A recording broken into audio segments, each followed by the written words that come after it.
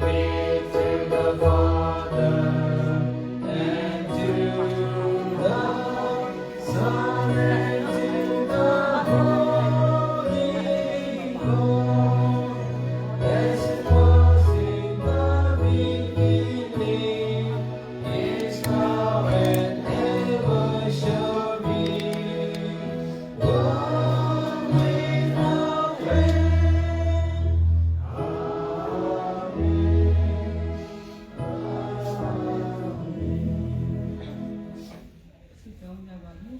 Jesusရှင်မြတ်တာတော်ရှင်ဖတ်ပြစေကိုရရှင်ကိုကျေးဇူးတော်ကြောင့်ဒီတရားကိုစီစဉ်တက်ကြည့်တဲ့မှာအစီအစဉ်အားလုံးချီရရင်ကိုစကားနာတဲ့ဆုတောင်းနာခံအပ်ပါ၏ဘောပြုမိတရားများဖြစ်စေတဲ့ရောက်လာကြသောသင်သူသင်သားတွေမိတ်ဆွေများအားလုံးပေါ်လဲဆွေဝါသာသောကောင်းကြီးမင်္ဂလာများအပြည့်အဝသုံးလုံးချပေးပါမည်ကြောင်းအားလုံးကိုလည်းဘုန်းတော်ထင်ရှားစေသောအစီအစဉ်ဖြစ်စေပါမည်ကြောင်းခရစ်တော်ဘုရားခင်မဟာနာမတော်မြတ်အားဖြင့်အလိုယူသည်ရင်ရှိစွာဖြင့်စက္ကအတ္တမြည်ခြေစွတော်မြတ်ကိုချီးမွမ်းရည်တွက်အပ်ပါသည်ခြေစွရှင်ဖတ်ပြခြင်းအာမင် ကျွန်တော်ဖတ်တဲ့အခုအနေနဲ့ဒီလူသင်သားတွေကိုမိမိတို့ဖြစ်ပါတယ်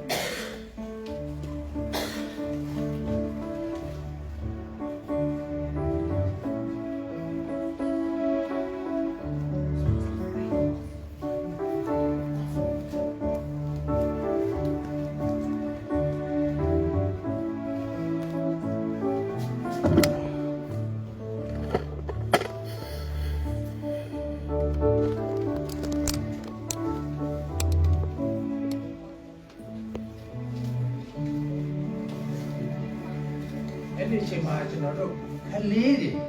เนาะကျွန်တော်တို့ရဲ့အသင်းသူတင်သားခလေးတွေလည်းသူတို့ရဲ့မိခွက်ကလေးကိုလာရောက်ယူပေးဖို့ဖြစ်ပါတယ်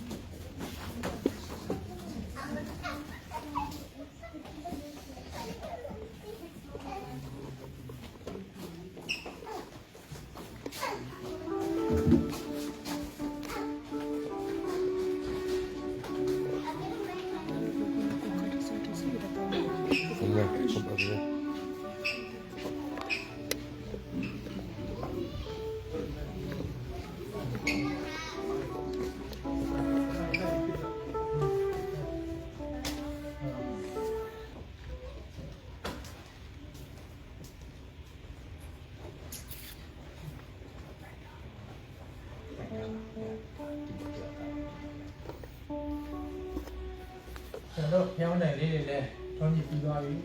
အဲ့ဒီအချိန်မှာเนาะကျွန်တော်တို့ချင်းဆိုတာကြားလိမ့်မယ်เนาะအဲ့ဒီချင်းဆိုတာကြားတဲ့အခါမှာကျွန်တော်စိတ်ထဲမှာခံစားချက်တစ်ခုထားပါငါတို့ဟာဒီလောကမှာအရင်ထွန်းရပါမယ်အဲ့လိုအတင်းသူအတင်းသားကလေးများချီတက်လာတဲ့အခါမှာ chorus ရောက်တဲ့အခါမှာကျွန်တော်တို့ကိုယ်တိုင်အားလုံးထပြီးတော့ရင်းစီတော့ဆိုတော့ကျွန်တော်တို့အားလုံးလက်ရောက်ပြီးမှဖြစ်ပါတယ်ကျွန်တော်ထခိုင်းတဲ့အချိန်မှာထမှာဖြစ်ပါတယ်ဆိုတော့ကျွန်တော်တချင်းတာလေးနဲ့ကျွန်တော်တို့နှိစက်လိုက်အောင် Let's sing the Lord, sing the Lord, sing the Lord, sing the Lord. I bear souls to rescue their souls to save, sing the Lord, sing the Lord, sing the Lord, sing the Lord. He will spread the night with the wind, and here he goes, the glory and the air, for we will follow, sing the Lord, sing the Lord, let it shine, shore to shore, shore to shore, sing the Lord, sing the Lord, and change and beats like the world, like the world. အားလုံးပြန်ထိုင်နေပါတယ် We have heard the Macedonian call today. Send the Lord, send the Lord, send the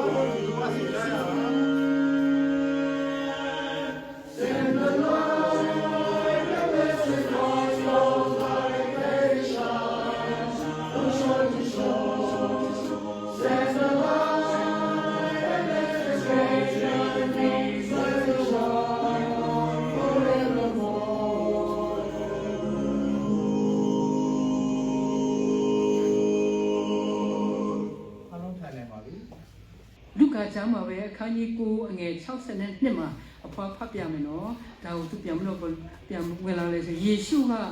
ထုံကိုင်းကိုကင်ရက်နောက်သို့လှည့်၍ကြည့်တော်သူဒီက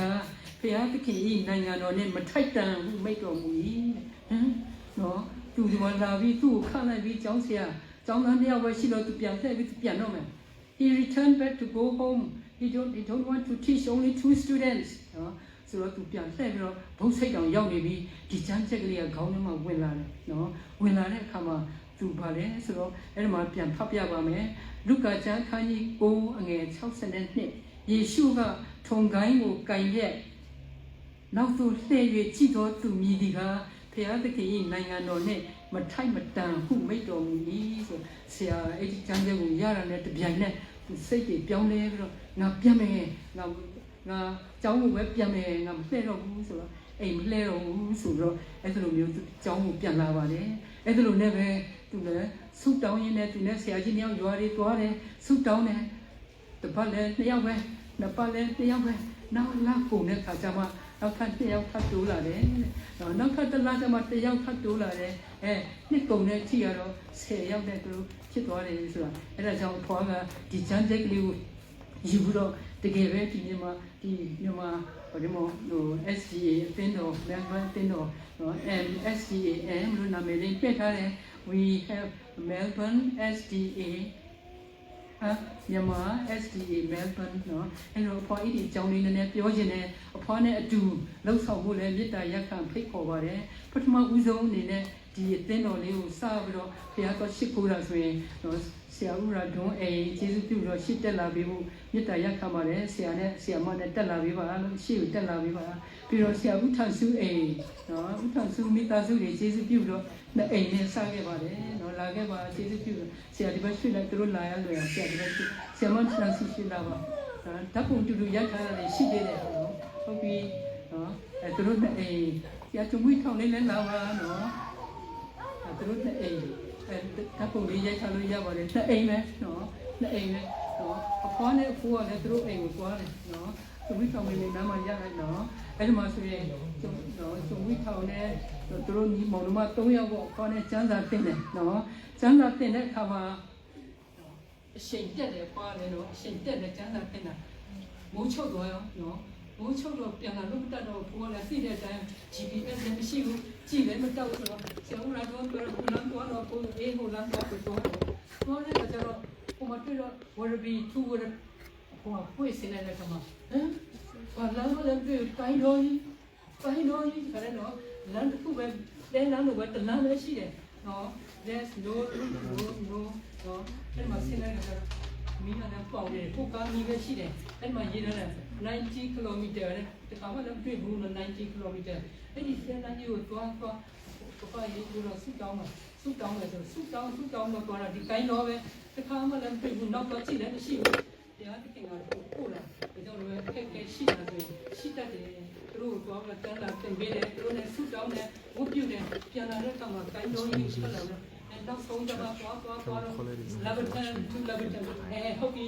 Leviton ဆိုသူဝရဘီရောက်နေဆိုတော့နော်အဲ့ဒါကြောင့်ဒီမှာတို့တယောက်နဲ့သူတို့တည်းနဲ့စောင့်နေတယ်ဆိုတော့ဒီတောင်စုတွေရှိတာပေါ့နော်အဲ့တော့သူတို့ပြီးတော့ရောက်လာတဲ့ဒီကျေးဇူးပြုတော့တက်လာတော့သူတို့တော့ဆန်စုပြီးတော့ဒီတက်လာတော့ဒီလာတော့ဒီ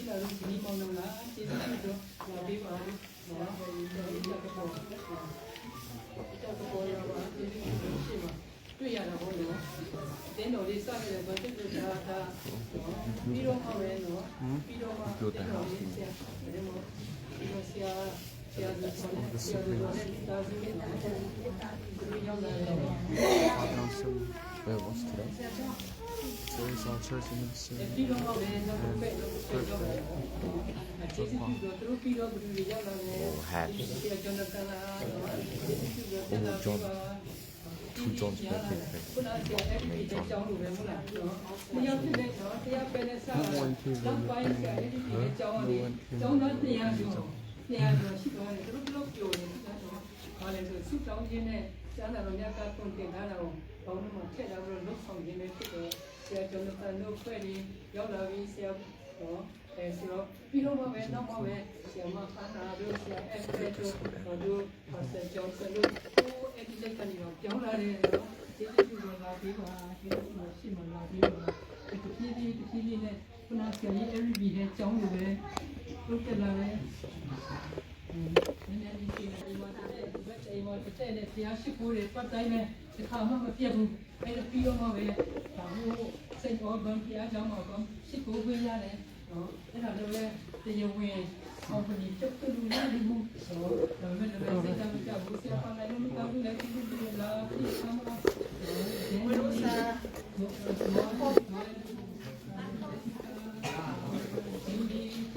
အားလုံးပါတယ်ဓာတ်ပုံခါရ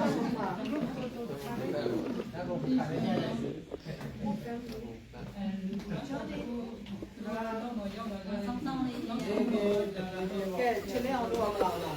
တော့မဟုတ်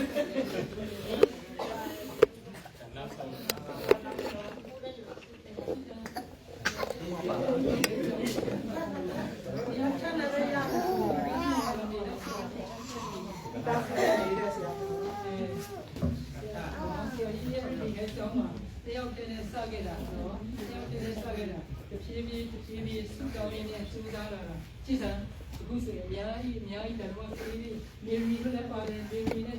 ဂျုံပီဘမလည်းပြီးတော့မေရီရတယ်အဲ့တော့ဒီမေရီနဲ့စက်ပေါ်တော့ပြီးတော့ဒါမှမဟုတ်လူပဲဖြစ်ကြည့်စမ်းဆရာကြီး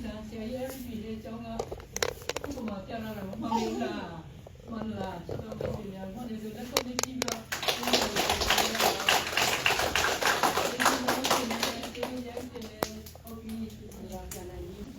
ကျေးဇူးများတင်တယ် Thank you very much ဆရာကြီး every နဲ့ကျောင်းကဥပမာပြထားတာနော်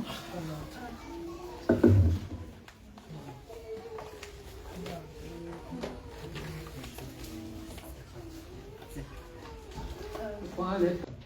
အဲ့ဒီတော့ကျမတို့တွေအခုအသင်းတော်လေးတည်ထောင်လိုက်ပြီးအခက်အခဲလေးတွေရှိကြတယ်တယောက်ချင်းမှတော့အခက်အခဲတွေရှိတယ်မလားပန်းခင်းတဲ့နာမှာဘယ်သူမှမသွားရဘူးခရစ်တော်ကိုယ်တော်တိုင်တော့တကူကြည့်တဲ့ဘုရားသခင်လောကမှာလာနေတဲ့အခါသူ့လူမျိုးတွေပဲသူ့လက်ဝါးကတိုင်းတင်တယ်မလားတော့ဒီကြားထဲမှာလက်ဝါးကတိုင်းမတင်နေမှာတော့သူပြောသမျှတောင်းတော်ဒေသနာစ Sermon on the Mount very powerful ဒါပေမဲ့သူ့ရဲ့ယူကြတယ်ပေါ့တချို့မယူကြဘူးမကြိုက်ဘူးစိတ်ချတော့သူတို့ဒီမင်္ဂလာရှိကြ၏စိတ်နှလုံးဖြူစင်တော့သူတို့ဒီမင်္ဂလာရှိကြ၏အကြောင်းမူကားခေါင်းငင်နိုင်ငံတော်ဒီသူတို့ရဲ့နိုင်ငံဖြစ်၏ဆိုတော့သခင်ခရစ်တော်သင်လိုက်တာ39ခုသော parables 39 parables နော်39ခုသော miracles 37 miracles but Jesus was crucified right on the cross because they don't realize that the powers are not we are not only hearer but doer တို့တွေကကြားနာရုံပဲမဟုတ်ဘူးလိုက်နာလှုပ်ဆောင်တဲ့လူတွေဖြစ်ရမယ်လို့ပြောတဲ့အတိုင်းပဲသူလိုက်နာလှုပ်ဆောင်ရမယ်နည်းနည်းလေးစိတ်ဆိုးတာနဲ့ကြည့်လို့နည်းနည်းလေးစိတ်ကောက်တာနဲ့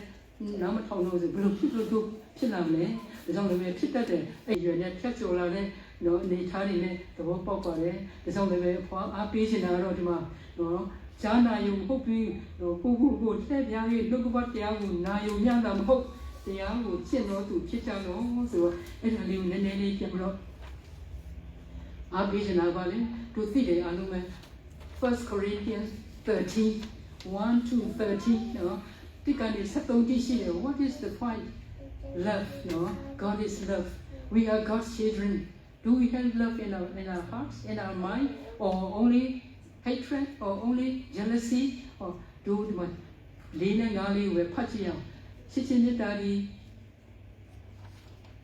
နေချတတ်တယ်ဟုတ်လားဆက်လို့စိတ်ဆိုးတာမရှိဘူးတော့နေချင်းမေတ္တာဖွင့်လို့တတ်တယ်ချစ်ချင်းမေတ္တာဆိုရင်ဂုံပြန်ရင်မရှိဘူးမာနမရှိဘူးဆိုတာအဲ့ဒီမှာရေးထားတဲ့အပြည့်ပဲသူကချစ်ချင်းမေတ္တာဖျားခင်သားသမီးပဲပြောတော့ငါနော်ငါကားငါစီရှိတယ်ငါတော့ဒီလိုဖြစ်တယ်ဒီဟုတ်တယ်ငါတို့ရှိဘူးတမျိုးတော့အဖွားတို့တွေအဖွားအဲ့ဒါခရိယံဘဝကိုကြိုက်လို့အဖွားလည်းပဲပြောင်းနေလာတယ်နော်အဖွားကငယ်ငယ်ကအခုချိန်ထိတူတွေတူမတွေမောင်နှမတွေကြာအားလုံးကတရားမှယုံကြည်သူမဟုတ်ဘူးအဖွားကတော့ဖျားခင်ရွေးကောက်တယ်နော်အဖွားရဲ့အမေရဲ့အကိုပေါ့ဗတ်ကြီးတော်တော့ပေါ့နော်သူက Baptist ခရိယံသူလာတော့အဖွားကိုခေါ်ရငယ်ငယ်တဲ့အသက်9နှစ်တည်းဖျားခင်ကI know the plans I have for you. Plans to bring you prosperity, not disasters. Plans to bring about the future you hope for. Jeremiah 29 verse 11. Then you will come to me. You will come and pray to me, and I will answer you. You will seek me, and you will find me when you seek me with all your hearts. Jeremiah 29 verses 11, 12, 13. နော်ဒါကြောင့်လည်းကျွန်တော်တို့တွေကြားနာယူမဟုတ်ဘူးလက်တွေ့လို့ပို့လို့လေလို့အားပေးစီပါလေနော်အားပေးစီပါလေဒါကြောင့်လည်းဒီ73နော် 1 Corinthians 13နော်73အောက်ဆုံးမှာ love hope faith hope and charity and love the best is the most important is love နော်ယုံကြည်ခြင်း faith hope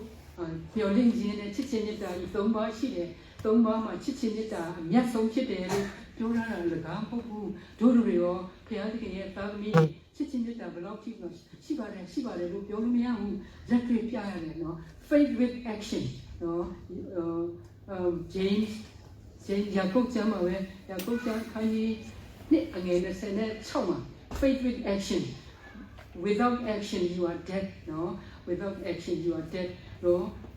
ချစ်ချင်းမေတ္တာပဲပြောတော့တို့စိတ်ထဲမှာချစ်ချင်းမေတ္တာလက်တွေ့မပြနိုင်ရင်အသေးပဲအသေးပဲဒါကြောင့်တို့အသင်းတော်ကအသေးမဟုတ်ဘူးချစ်စရာမတော့ကောင်းတယ်အဖွားဆိုစိတ်ချစ်တာပဲခဏပဲလာခြင်းတယ်တော့ပြောပြခြင်းတယ်သိထားပြီးသားပဲနော်သိထားပြီးသားပဲဒါနဲ့ပြန်တွေးပြီးတာပါပဲ you know this no you know all this teaching but I just remind a little bit နော် just နည်းနည်းလေး remind လုပ်ပေးတာပဲဒါကြောင့်လည်းရှေ့ဆက်သွားမယ်နဲ့တို့တွေပြင်ဆင်ကြရအောင်လားနော်အဲ့ဒါကိုတို့အားလုံးချစ်ချင်းမေတ္တာပြည့်ဝစွာနဲ့နော်တို့ခွင့်လွှတ်ကြပြီးတော့တယောက်နဲ့တယောက်မေတ္တာရှိထားပြီးတော့ကြားသိတဲ့ကျမ်းစာတော်မြတ်တွေကိုခေါင်းထဲမှာထည့်ထားပြီးတော့လက်တွေ့လုပ်ဖို့လိုအပ်တယ်လို့လည်းအားပေးခြင်းနဲ့ဒီနေ့တို့တွေလည်းခင်ဖြစ်တော့ဒီနေ့ပဲကြွလာတော့မယ်ဒီနေ့တို့ပြင်ဆင်ကြရအောင်လို့အားပေးရင်းနဲ့အဖွားတော်ပဲနေကုန်ချုပ်အပ်ပါတယ်အားလုံးကျေးဇူးတင်ပါတယ်ကျွန်တော်တို့အတင်းတော်ကိတ်ခွဲနော်ကိတ်ခွဲမယ် Happy birthday ပေါ့နော်ကျွန်တော် Happy birthday to you ဆိုတာက church ပေါ့နော်အဲ့ဆိုစာပေးတာပေါ့ယူတယ်ဟုတ်တယ်မလားနော်ကျွန်တော်အဲ့ဒါကိုလက်ခုပ်တီးပြီးတော့ကျွန်တော်ဆိုမယ်အဲ့ဒါဆိုပြီးနောက်ပြီးတော့ Happy birthday to you ပြီးတော့ second ကြတော့ May God bless you always ဟုတ်တယ်မလားနော် Okay ကျွန်တော်အဲ့ဒါကိုဆိုမယ်ဆိုပြီးတော့အားလုံးထားမယ်ထားတဲ့အချိန်မှာဆရာမနာကနေပြီးတော့တိတ်ခွဲပေးမယ်နော်တိတ်ခွဲပြီးတဲ့အခါကျမှကျွန်တော်တို့စီကိုပြေဖို့ဖြစ်ပါတယ်နော် Okay ကျွန်တော်တို့အချင်းဆိုရအောင်နော်ကျွန်တော်အားလုံးထားပြီးတော့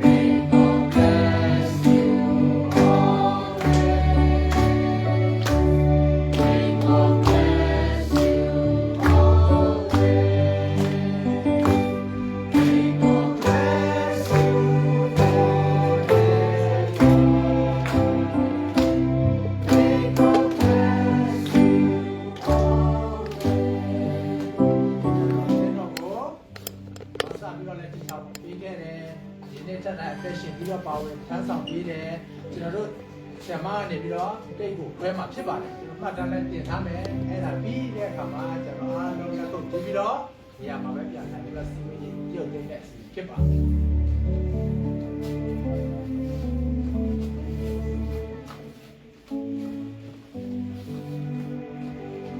โอเคအားလုံးအားလုံးခံနေပါပြီ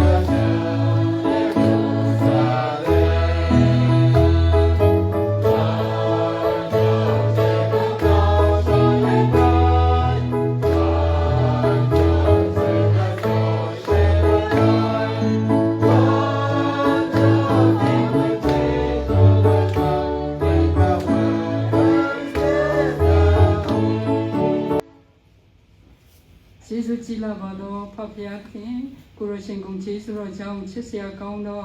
MSDM အသင်းတော်လေးကိုကိုရရှင်စတင်၍ဦးဆောင်တည်ထောင်ပေးဒီမှာကိုရရှင်တိုက်မြစ်ပေါ်တွင်တည်ထားခွင့်ရခဲ့သဖြင့်ယခုအခါ12နှစ်တုန်းနက်ဖြန်တွင်ပြည်တော်မူဖြစ်ပါ၏အခက်ခဲလေးအချက်တဲလေးမျိုးမျိုးရှိကြတော့လဲဆရာမဏစုံစမ်းနောက်ဆက်ခြင်းများကိုကိုရရှင်ဘုရားသခင်တကူတော်ချစ်ချင်းမေတ္တာတော်နဲ့တနာခြင်းကရုဏာတော်ကျမ်းစာတော်များများမှာသွန်သင်ချက်များကိုအစဉ်လှုပ်ဆောင်တဲ့ကျော်လွှားနိုင်ကြဖို့ခွင့်ပေးတော်မူပါကျေးဇူးတော်ကိုခိုလုံလျက်ဒီအစဉ်တော်လေးဒီလည်းပိုး၍ဝိညာဉ်တော်တွင်အောင်မြင်တိုးတက်ပြီးကိုရရှင်ဘုရားသခင်ချစ်ချင်းမေတ္တာကိုဖော်ဆောင်နိုင်သောအသင်းတော်တကယ်လည်းဖော်ဆောင်နေသောအသင်းတော်တူးစီသောခေါင်းဆောင်များနဲ့တူးစီသောအသင်းသူအသင်းသားများအငယ်ဆုံးမှစအကြီးဆုံးတိုင်အောင်ကိုရရှင်ထံမှချစ်ချင်းမေတ္တာများအပြည့်အဝကောင်းကြီးပေးဖို့ရှေ့ဆက်လက်ရွယ်ကိုရရှင်ဘုရားသခင်ဘုန်းတော်ကိုထင်ရှားစေတဲ့ပျော်ရွှင်ကျမ်းမာပျော်ရွှင်စွာနဲ့ဝတ်ပြုကိုးကွယ်နိုင်ရသောခွင့်ကိုလည်းပေးတော်မူပါဒီနေ့လည်းချစ်ချင်းမေတ္တာပြည့်ဝစွာဖြင့်မိခင်များမှအစားတောက်များစီစဉ်ထားလျက်ရှိပါ၏စားသုံးကြသောမိတ်ဆွေများအားလုံးကာယခွန်အားဝိညာဉ်ခွန်အားနှင့်ကျမ်းမာခြင်းခွန်အားဖြစ်ဝစေဖို့တေကိုရင်လူချမ်းခန်းကြီး30ငယ်31တွင်မိတ်တော်မူထားသည့်အတိုင်းသင်တို့သည်စားတော်၎င်းတောက်တော်၎င်းမြည်သည့်မှုကိုပြုတော်၎င်းဘုံတော်ကိုထင်ရှားစေဖို့အခွင့်ပေးလျက်ကိုရရှင်ပြန်လည်ဆွလာသောအခါယနေ့ပင်လာမည့်အ ဒီအခြေအနေကဲ့သို့သာသမီတို့သည်နေ့စဉ်ပြင်ဆင်ထားပြီးကိုလိုရှင်ဘုန်းတော်သို့တနာခြင်းကရုဏာတော်ကြောင့်ဝင်ခွင့်ရပါမည်အကြောင်းအလွန်မြတ်တော်မူသောခရစ်တော်ဘုရားသခင်မဟာနာမတော်မြတ်၌အလွန်ယိုသေးခြင်းရှိစွာဖြင့်ဆက်ကပ်အနံပြီးကျေးဇူးတော်ကိုချီးမွမ်းရည်တွက်လျက်ရုပ်သိမ်းအပ်ပါသည်ကျေးဇူးရှင်ဖခင်သခင်အာမင်